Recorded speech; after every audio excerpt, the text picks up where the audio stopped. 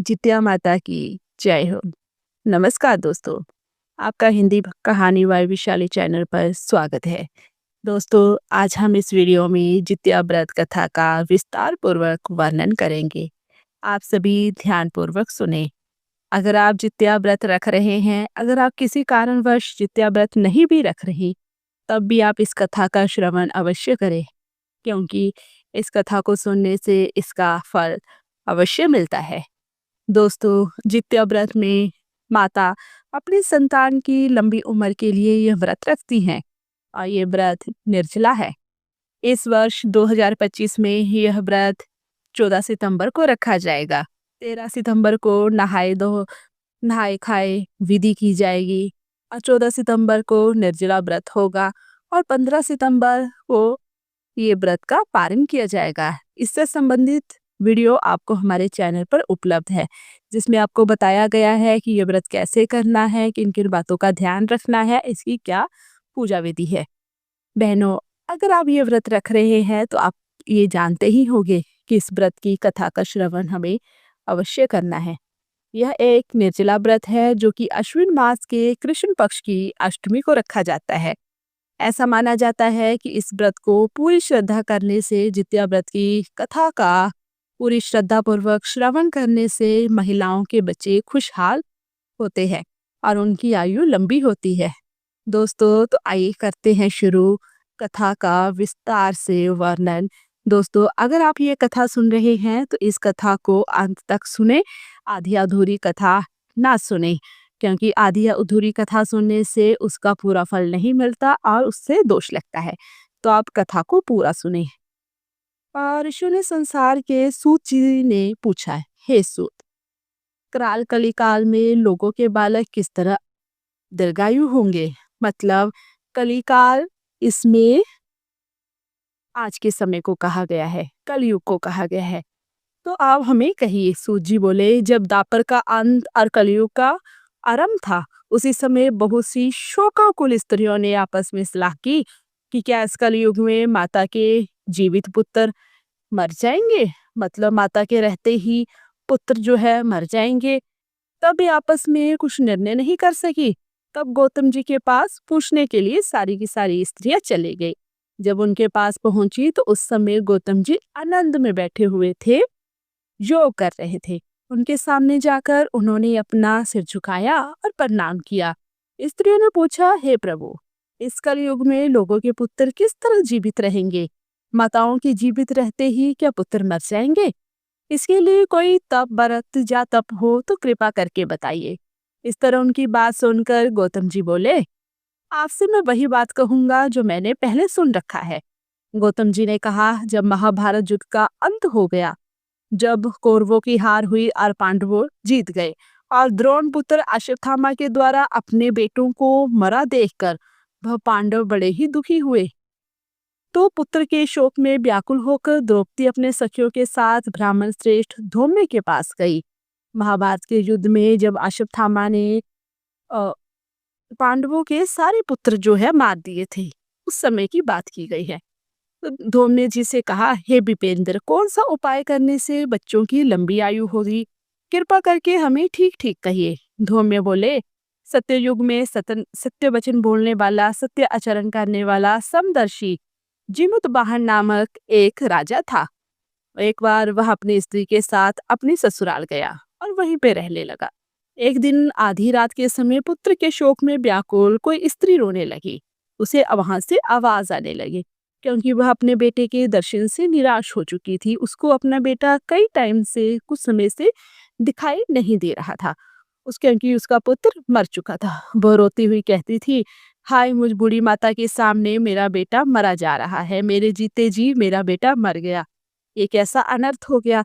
उसका रुंदन सुनकर राजा जिमुत वाहन का तो मानो हृदय ही दुख से भर गया। वह तत्काल उस स्त्री के पास गया और उससे पूछा, तुम्हारा बेटा कैसे मरा है? बूढ़ी ने कहा, गरुड़ प्रतिदिन आकर गांव के लड़कों को खा जाता है। इस पर दयालु राजा ने कहा, माता अब तुम रो मत, आनंद में बैठो, मैं तुम्हारे बच्चे को बचाने का यत्न करता हूँ। ऐसा कहकर राजा उस स्थान पर गया, यहाँ गरुड़ आकर प्रतिदिन मांस खाया करता था। उसी समय गरुड़ भी उस पर टूट पड़ा और मांस खाने लगा। अब अतिशय तेजस्वी गरुड़ ने राजा का बायां अंग खा लिया तो झटपट राजा ने अपना दाहिना अंग फेर कर गरुड़ के सामने रख दिया। यह देखकर गरुड़ जी ने कहा, तुम कोई देवता हो? कौन हो? तुम मनुष्य तो नहीं जान पड़ते। अच्छा, अपना जन्म और कुल बताओ। पीड़ा से व्याकुल मन वाले राजा ने कहा, हे पक्षीराज, इस तरह के प्रश्न करना व्यर्थ है।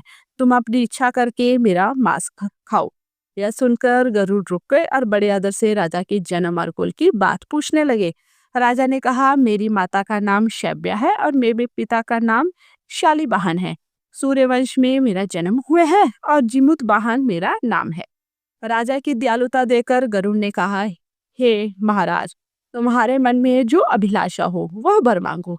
राजा ने कहा, हे पक्षीराज, यदि आप मुझे वर दे रहे हैं तो वर दीजिए कि आपके अब तक जिन प्राणियों को खाया है, जिन भी बच्चों को खाया है, वो सारे के सारे बच्चे जीवित हो जाएं। हे स्वामी, अब से आप यहाँ बालकों का ना खाएं और कोई ऐसा उपाय करें कि जहाँ जो उत्पन्न हो वे बहुत दिनों तक जीवित रहे।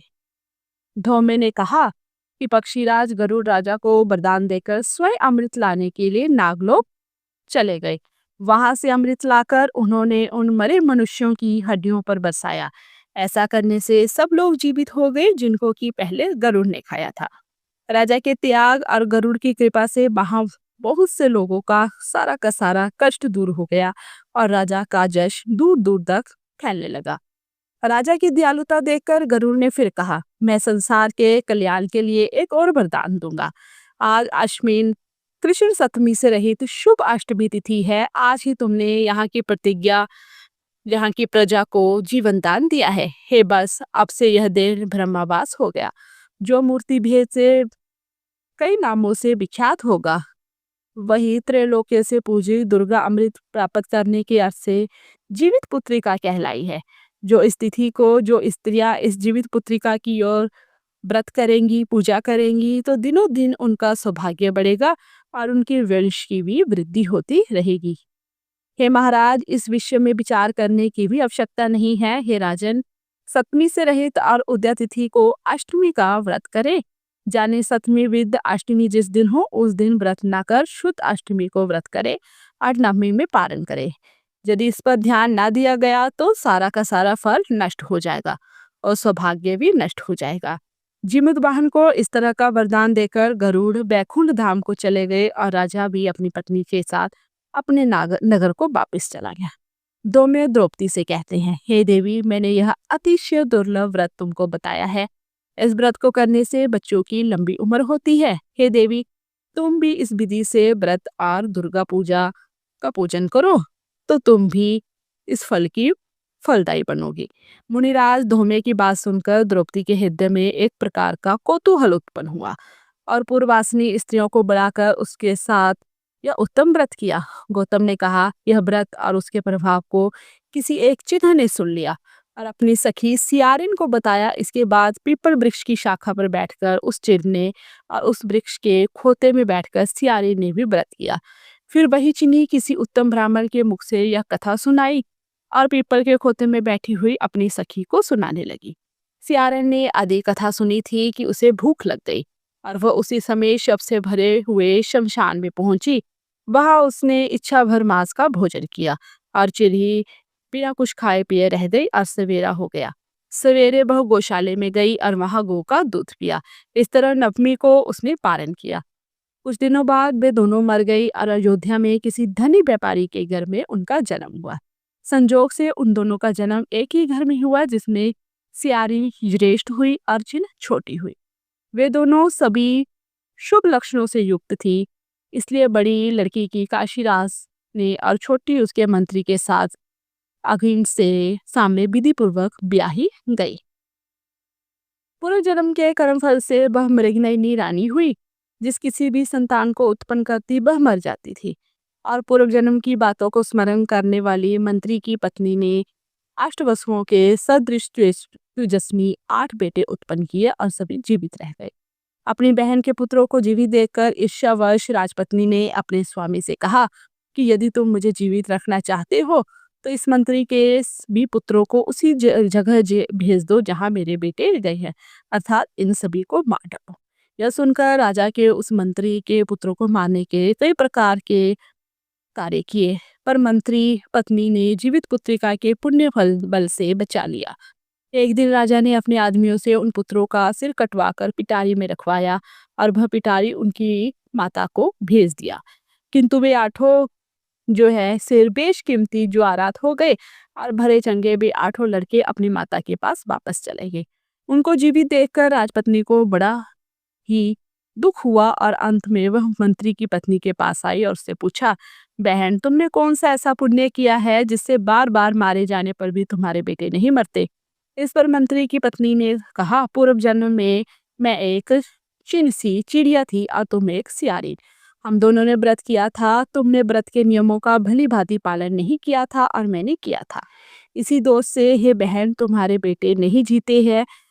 और रानी, अब भी तुम उस जीवित पुत्री का व्रत को करो तो तुम्हारे बेटे दीर्घायु होंगे। मैं तुमसे सच सच कह रही हूँ। उसके कथनानुसार रानी ने व्रत किया। तभी से उसके कई बेटे सुंदर और दीर्घायु होकर बड़े बड़े राजा हुए। सूची कहते हैं कि सब प्रकार का आनंद देने वाले मैंने इस दिव्य व्रत को बताया है। स्त्रियां चिरजीवी संतान चाहती हूँ तो विधि पूर्वक इस व्रत को करे।